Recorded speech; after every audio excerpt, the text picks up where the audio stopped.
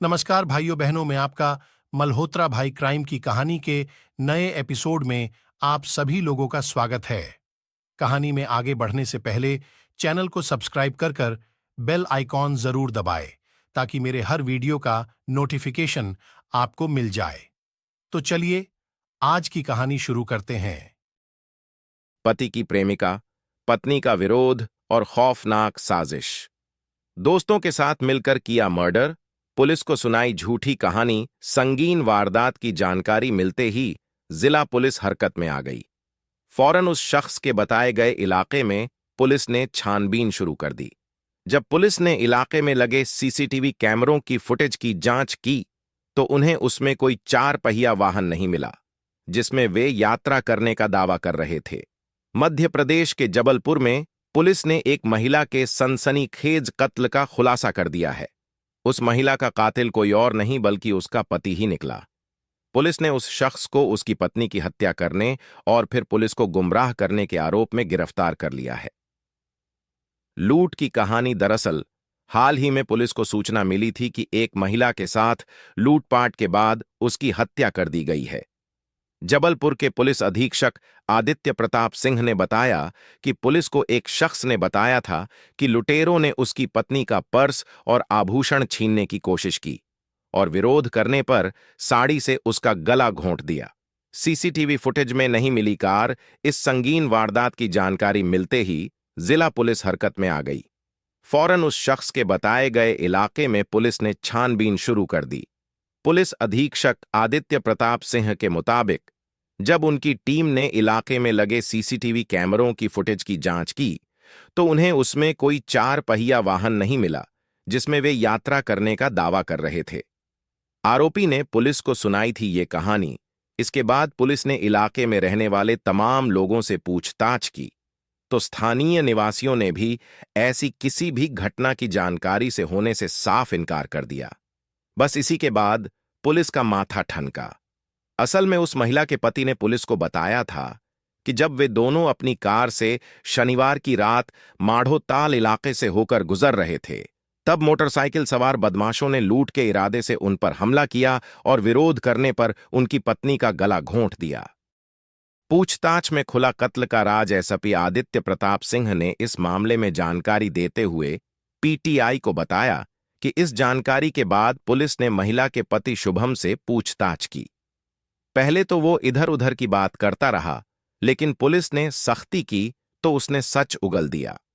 शुभम ने पुलिस के सामने अपनी पत्नी की गला घोंटकर हत्या करने की बात कबूल कर ली। दोस्तों के साथ मिलकर किया था। पत्नी का कत्ल। जिले के पुलिस अधीक्षक आदित्य प्रताप सिंह ने कहा कि आरोपी से पूछताछ के आधार पर उसके दोस्तों प्रहलाद सिंह ठाकुर 27, अनुराग कुशवाह 21 और शिब्बू 24 को भी गिरफ्तार कर लिया गया है। ये सभी इस हत्याकांड में मुख्य आरोपी का साथ दे रहे थे। ये थी कत्ल की वजह। जबलपुर के पुलिस अधीक्षक आदित्य प्रताप सिंह ने बताया कि आरोपी शुभम चौधरी 26 का एक महिला के साथ प्रेम प्रसंग चल रहा था। ये बात उसकी पत्नी रेशमा 25 को पता चल गई। तभी से वो इस नाजायज रिश्ते का विरोध करती थी। बस इसी के चलते उसने अपनी पत्नी को रास्ते से हटाने की साजिश रच डाली। इस काम के लिए उसने अपने दोस्तों को भी साथ मिला लिया और फिर प्लानिंग के तहत इस हत्याकांड को अंजाम दे डाला। पूछताछ में खुला कत्ल का राज। एसपी आदित्य प्रताप सिंह ने इस मामले में जानकारी देते हुए पीटीआई को बताया कि इस जानकारी के बाद पुलिस ने महिला के पति शुभम से पूछताछ की। पहले तो वो इधर उधर की बात करता रहा, लेकिन पुलिस ने सख्ती की तो उसने सच उगल दिया। शुभम ने पुलिस के सामने अपनी पत्नी की गला घोंटकर हत्या करने की बात कबूल कर ली। दोस्तों के साथ मिलकर किया था पत्नी का कत्ल। जिले के पुलिस अधीक्षक आदित्य प्रताप सिंह ने कहा कि आरोपी से पूछताछ के आधार पर उसके दोस्तों प्रहलाद सिंह ठाकुर 27, अनुराग कुशवाह 21 और शिब्बू 24 को भी गिरफ्तार कर लिया गया है। ये सभी इस हत्याकांड में मुख्य आरोपी का साथ दे रहे थे।